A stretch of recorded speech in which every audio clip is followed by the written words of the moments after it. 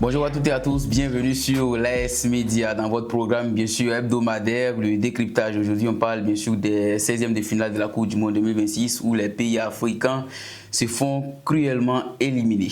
En ma compagnie, comme toujours, Abdoul Koulibaly. Abdoul, bonjour. Bonjour Ange, bonjour très chers connectés de l'AS Média. Nous sommes encore là pour parler de football.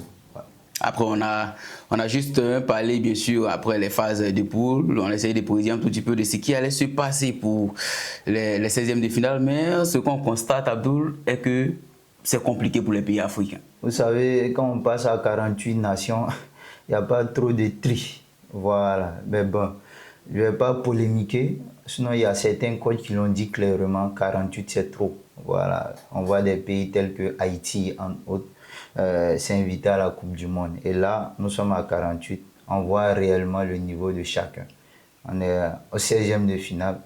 Lors des éditions passées, c'était 32 équipes. 16e de finale, c'est 32 équipes. Donc je pense que voilà, les nations africaines ont montré leurs limites, hormis le Maroc qui a été extraordinaire face à cette équipe hollandaise.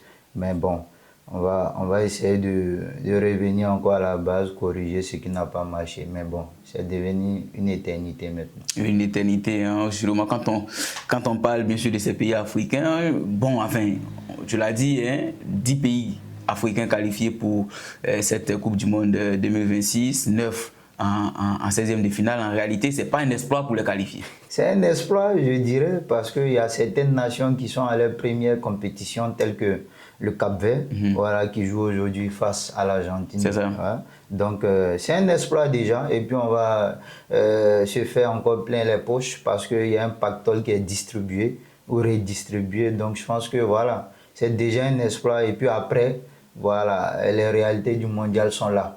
On est passé à 48. Maintenant, voici les vrais mondialistes, si je veux m'exprimer ainsi.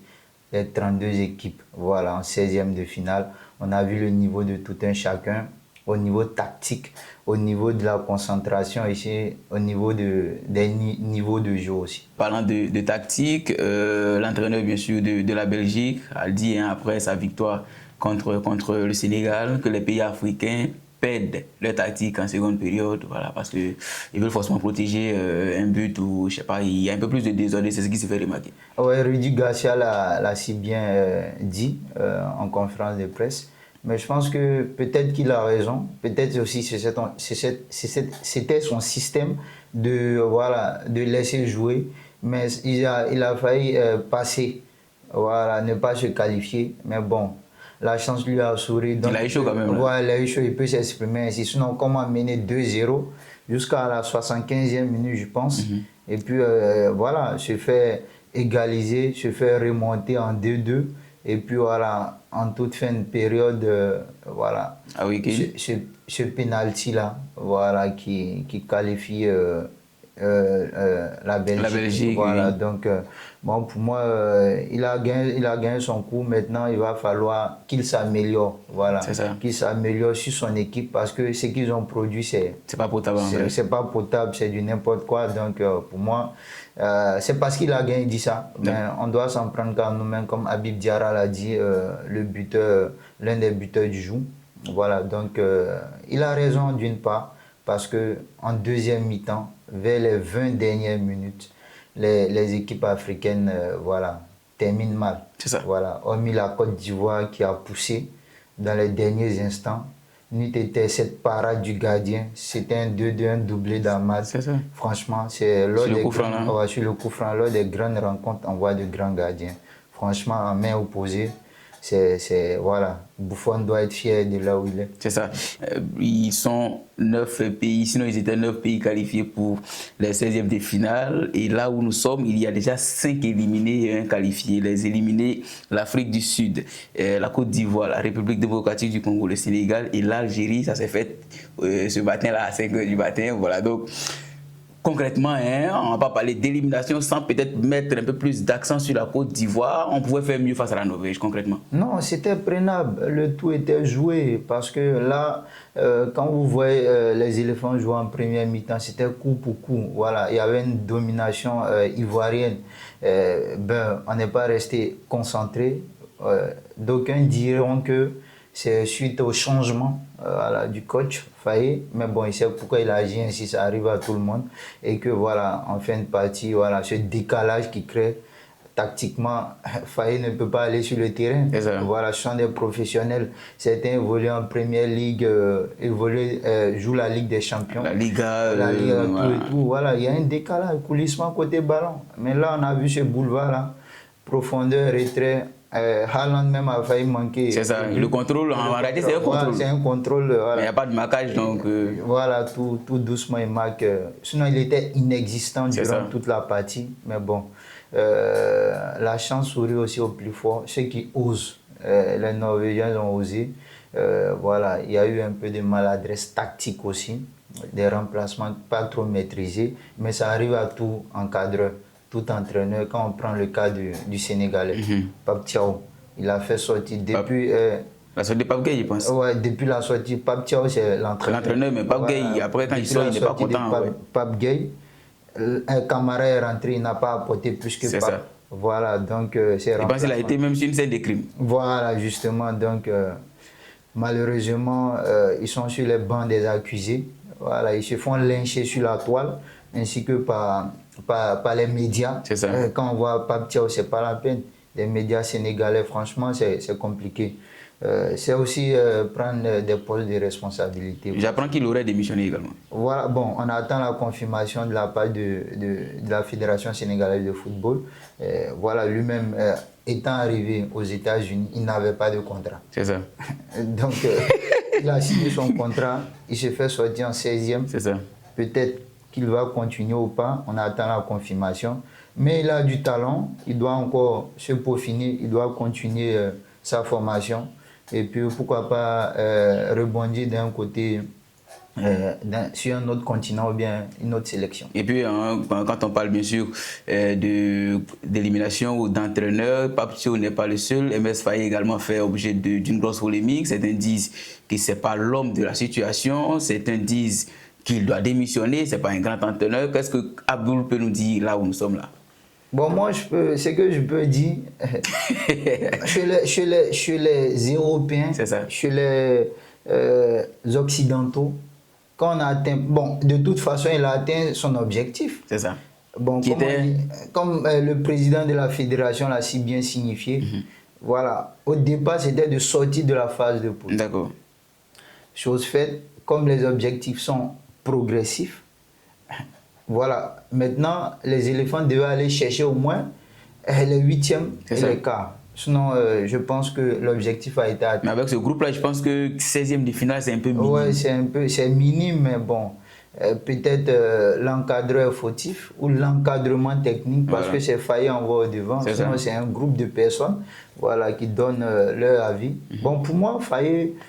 Voilà, la décision revient à M. Diallo. Voilà. Lui aussi, il n'est quand même pas libre. Hein. Il risque parce qu'il est quand même vilipendé. Certains exigent qu'il libère les sièges. On voit des posts sur les réseaux. Il n'est pas épargné aussi par ces critiques-là, concrètement. Non, il n'est pas épargné. C'est un poste à responsabilité. Donc, il a une carapace dure. Voilà. Donc, depuis la CAN, il est critiqué. On a vu le surnom qu'on lui a collé. Voilà. Soubratoni, la même fantôme. La même fantôme. Il a vu ça parce qu'il était beaucoup plus collé à la coupe. À la coupe, voilà. Donc, les critiques, ça lui coule sur la peau. C'est un dirigeant. Il va mener son groupe, il sait ce qu'il va faire. Et puis après, voilà, il y a les élections qui approchent. C'est ça. Alors, les candidats vont se déclarer maintenant. Et puis voilà, place au jeu. Les candidats vont se déclarer. Enfin, on connaît quelques candidats. Qui sont déjà déclarés. Et puis bon, si je pense Idriss également. Il est quand même dans la course. Oui, voilà. Il est dans la course. J'ai entendu Malik Touré. Bon, on attend. L'officialisation. C'est pas encore officialisé. C'est pas encore officialisé. Voilà. Donc, ça se complique. Mais tout porte à croire. Tout porte à croire bon, peut-être il sera, tout porte à croire. Mais bon, après ça, il y a des consensus et le machin. Voilà. Donc, c'est un peu ça. Une chose est certaine, le retour de Drogba est incertain. Voilà. Non, Drogba, c'est pas évident. C'est pas évident. Non, c'est pas évident. Mais il n'était pas, je ne l'ai jamais vu au mondial. D'accord. Il n'était pas au mondial pour soutenir l'équipe. C'est ça. Voilà. C'est pas parce que, voilà, On n'a pas été président de la Fédé. Mais après aussi, il n'est pas le seul, je veux dire, ex-international qui n'était pas Oui, il y a Yaya, il y a voilà, Kolo. Yaya a pris fonction en tant qu'entraîneur.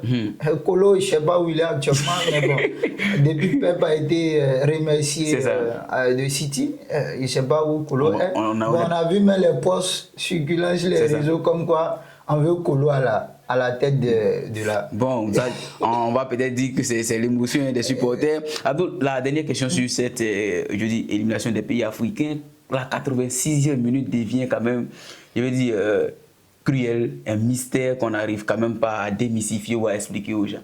On se prend des buts à ce moment précis. Là. Oui, il y a même, surtout à partir de la 80e minute, si tu ne restes pas concentré, tu vas prendre un faux coup. C'est ça. Voilà, on a vu même la rencontre, pas seulement les représentants africains, mais d'autres rencontres. Voilà. Dans les derniers instants, il y a certaines équipes qui montent en régime. C'est ça. Voilà, donc je pense que voilà, les Africains gagneraient à être plus concentrés. Voilà, parce que c'est le manque de concentration et puis l'indiscipline tactique, comme Rudy Garcia l'a dit en fin de match. Il faut gérer son match, la gestion des matchs. Donc voilà, il y a 5 pays qui ont déjà pris le vol. C'est ça. Il reste 4. Il reste 3, on va dire, qui n'ont pas encore joué, je veux dire, les 16e de finale.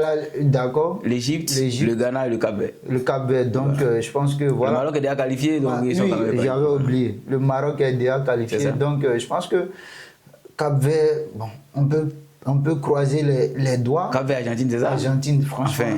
Là c'est du solide, c'est du costaud avec Messi. Si vous réussissez à réaliser cela, on dira quand même que là, c'est un espoir. C'est ce que moi j'appellerais espoir. Ouais, ça c'est clair. Mais je pense qu'ils ont déjà, de toute façon, ils ont déjà réussi leur mondial. C'est ça. Mais bon, les Africains veulent de plus en plus. C'est ça, au fur et à mesure. Plus fin. Donc pourquoi rester sur notre position? On peut dire qu'ils ont, je veux dire, le moyen ou les moyens pour essayer de contrer cette équipe de Lionel Messi. Vous savez, ils ont fait 3 nuls pour arriver en 16e. C'est ça. Ils ne marquent pas assez.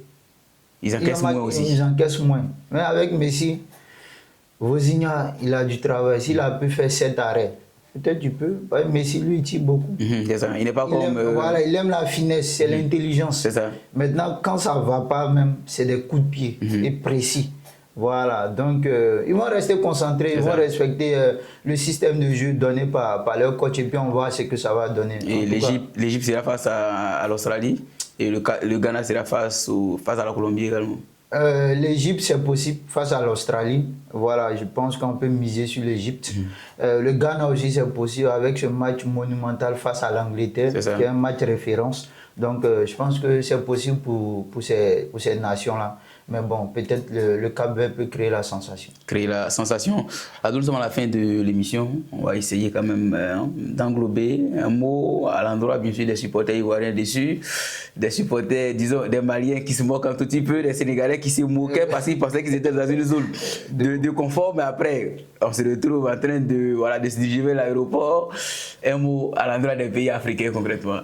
Je pense que les autres continents, ils sont solidaires. C'est ça. Voilà, on parle de l'Europe, l'euro maintenant.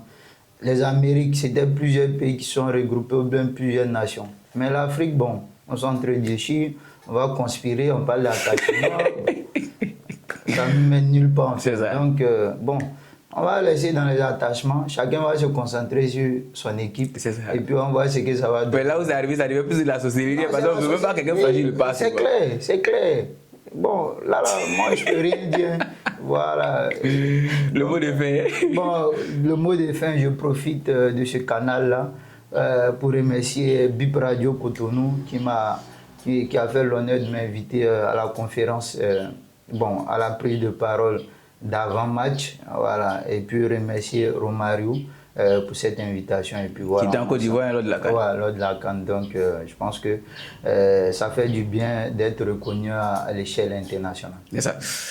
Merci à vous, chers internautes de la spéciale, de nous avoir suivis ce jour. Nous avions parlé bien évidemment des éliminations cruelles des pays africains à cette Coupe du Monde 2026. Ils étaient 9 qualifiés en 16e, 5 sont déjà éliminés, déjà en huitième de finale, le Maroc et voilà, le Ghana, l'Égypte et bien sûr le Cap-Vert entreront en lice, disons, ce soir pour quand même essayer de sauver un tout petit peu l'honneur. Voilà, merci de nous avoir suivis. On se donne rendez-vous vendredi prochain pour un autre numéro du décryptage. Allez, portez-vous bien.